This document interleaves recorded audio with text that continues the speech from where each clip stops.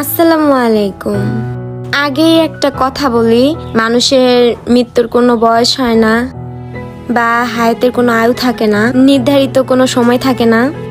Personally জিন্নাত আপু আর কামরুল ভাইয়ার আমার অনেক বেশি ভালো লাগে, তাদের ভিডিও আমি সবসময় দেখি। কালকে একটা ভিডিও দেখতে যায় দেখলাম তাদের কিছুদিন আগে কোলালো করে যে সন্তানটা আসলো, মেয়ে বাবু, সে মারা গেছে। তো জিন্নাত আপু, কামরুল ভাই, তোমাদের উদ্দেশ্যে আমার একটা কথা, মনে কোনো কষ্ট নিও না বা কান্নাকাটি করো না, আল্লাহর কাছে দোয়া করো। আল্লাহর বান্দা, আল্লাহ নিয়ে গেছে। হয়তো উপর আল্লাহর এটাই ইচ্ছে ছিল যে তোমাদের মুখে হাসিটা বেশি দিন থাকবে না। জানি না ওই নিষ্পাপ বাবুটার কি দোষ ছিল যে বাবা মা এত কষ্ট করে দুনিয়ায় আনলো, সে বাবা মা ডাকটা শুনতে পারলো না।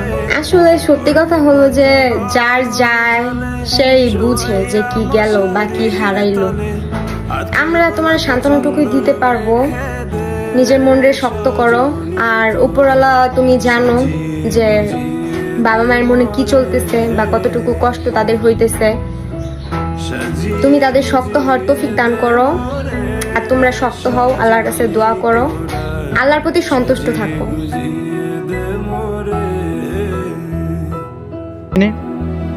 এখন যেহেতু তাদের মেয়েটা মারা গেছে কয়েকদিন যাবত, এগুলো না বলে পরবর্তীতে বলবেন ভাই এই সমস্ত কাজবাজ করেন না, বুঝাইলে অবশ্যই ইনশাআল্লাহ তাআলা তারা বুঝবে, কারণ তারা বুঝমান মানুষ, তারা তো আর অবুঝ না।